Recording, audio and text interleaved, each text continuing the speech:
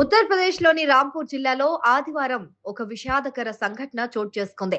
నైనిటాల్ జాతీయ రహదారిపైన ఊకతో వెళ్తున్న ఒక ట్రక్కు నియంత్రణ కోల్పోయి పక్కనే వెళ్తున్న బొలెరో వాహనం పైన బోల్తా పడింది. ఈ ప్రమాదంలో బొలెరో డ్రైవర్ అక్కడికక్కడే మృతి చెందారు. ఇందుకు సంబంధించిన దృశ్యాలు ప్రస్తుతం సోషల్ మీడియాలో వైరల్ అవుతున్నాయి.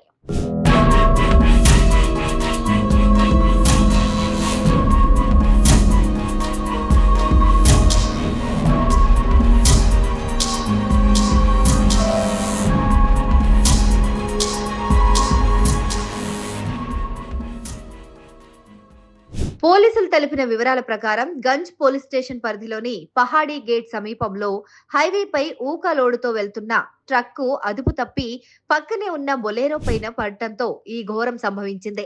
ప్రమాద తీవ్రతకు బొలెరో వాహనం పూర్తిగా నుజ్జునుజ్జయింది. ఈ వాహనం పైన ఉత్తరప్రదేశ్ ప్రభుత్వం అని రాసి ఉండటం గమనార్హం. సమాచారం అందుకున్న రాంపూర్ ఎస్పీ విద్యాసాగర్ మిశ్రా ఇతర పోలీస్ సిబ్బందితో కలిసి వెంటనే ఘటనా స్థలానికి చేరుకున్నారు. జేసీబీ యంత్రం సహాయంతో ట్రక్కును పక్కకు తొలగించి బొలెరోలో చిక్కుకున్న డ్రైవర్ మృతదేహాన్ని వెలికితీశారు. అనంతరం మృతదేహాన్ని పోస్టుమార్టం నిమిత్తం జిల్లా ఆసుపత్రికి తరలించారు.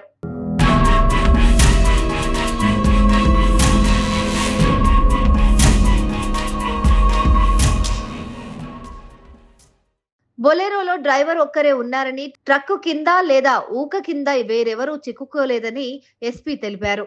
రద్దీగా ఉండే హైవేలపైన వాహనదారులు అత్యంత అప్రమత్తంగా ఉండాలని ఆయన సూచించారు.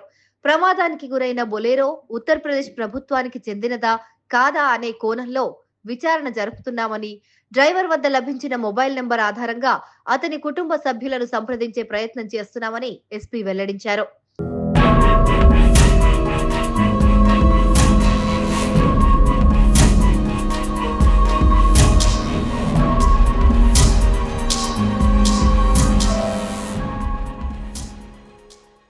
అయితే ఈ ప్రమాదంలో బొలెరో వాహనందే తప్పు అని అంటున్నారు. కాస్త చూసుకొని ఆగితే సరిపోయేదని అంటున్నారు. లారీ వేగంగా ఉండటం, ఫుల్ లోడుతో ఉండటంతో నియంత్రణ కోల్పోయిందని పేర్కొన్నారు.